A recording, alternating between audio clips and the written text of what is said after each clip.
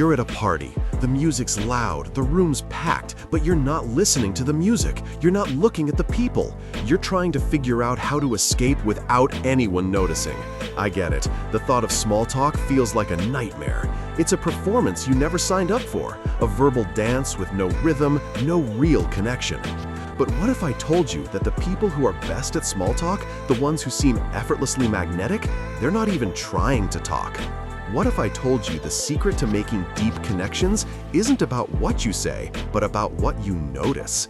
Stay with me for the next few minutes because I'm going to give you a superpower that can turn any awkward silence into a genuine conversation.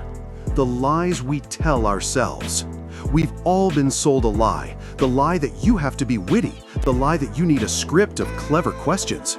We're taught that small talk is a game of intellectual ping pong, and if you drop the ball, you failed. You see, most people treat small talk like it's the opening act at a concert, something you have to get through to get to the main event, the real conversations. The truth is, every genuine connection, every best friend, every meaningful relationship you've ever had started with a tiny, often awkward conversation. Remember that first coffee with your best friend? I bet you talked about something ridiculously mundane, like what you were taking in school or how awful the weather was. Small talk isn't the gatekeeper, it's the gateway. It's the first step to building a bridge. And guess what? The best part of this isn't about the bridge, it's about the tools you're using to build it. And the most powerful tool isn't your words, it's your eyes. The secret power, active observation. This is where we get to the core of the whole thing. Forget everything you think you know about talking to people. The actual secret to mastering small talk is a skill called active observation. Sounds like something a nerd would say, right? But hear me out. Active observation is the simple act of paying attention to the person in front of you if they are the only person who exists in that moment. Not their vibe, not their aura, just the tangible, physical details. The way they hold their coffee, the book they're reading, the tiny, almost hidden pin on their backpack.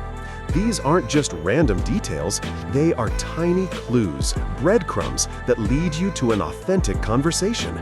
And when you pick up these clues and acknowledge them, you're not just starting a conversation, you're telling someone, hey, I see you, you exist. And that, my friends, is one of the most powerful things you can do for another human being. It's basic human psychology. We are wired to crave recognition. The wrong way versus the right way. Let's put this into practice. You're at a coffee shop. Someone next to you is holding a book. Most people would ask, "What are you reading?" That's a trap. That question forces them to perform. They have to summarize a plot, justify their choice, and feel the pressure to be interesting. It's an interview, not a conversation. The right way? You look at the book, not at the person, and you simply say, "That book looks like it's been on a journey." No pressure, no demanding a response. You've simply tossed a verbal ball in their direction, and now they have the choice to catch it. Maybe they laugh and say, "Oh, this is my third reread." Or maybe they say, "Yeah, it's my fourth reread. I just can't quit it." Either way, you've started a conversation without asking a single question. It works in any situation. A coworker walks by with a questionable lunch container. Instead of ignoring it, you say, "That looks like something a food critic would write a whole article about." You're not trying to be witty, you're just making an observation. You're a detective, and the world is your crime scene.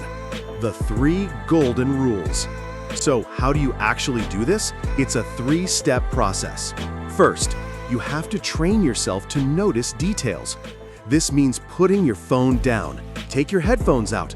Look around. What are people wearing? What are they doing with their hands? Are they fidgeting? Are they looking at their watch? These little actions are the breadcrumbs. It's the beginning of your investigation. Second, practice turning those observations into comments. This is where most people get stuck because they overthink it. They worry about sounding weird or intrusive. But here's the reality. No one cares as much as you think they do. When you see someone in a bright yellow jacket, you can simply say, "That's a bold color choice. I respect it." Done. It doesn't have to be original or clever. You just have to open the door. Third, Get comfortable with silence. Not every observation will lead to a conversation, and that's okay. The point isn't to force a connection. It's to give people the opportunity to engage if they want to. If they don't, you simply move on. No harm, no foul. The more you practice this, the easier it gets. You'll stop worrying about impressing people and start focusing on making them feel seen. The deeper layer, it's not a trick. You might be thinking this all sounds way too simple to actually work, but think about it. When was the last time someone genuinely noticed something about you and mentioned it in a non-weird way? Probably not recently. We are all so caught up in our own heads that we miss the world right in front of us. When you practice active observation, it's like a glitch in the matrix. People pay attention because they're not used to it. The thing is, this isn't a trick. This isn't a cheat code. This is an act of genuine human connection. It's you caring enough, even just for a split second, to show someone they are not invisible. And that's where the magic really happens.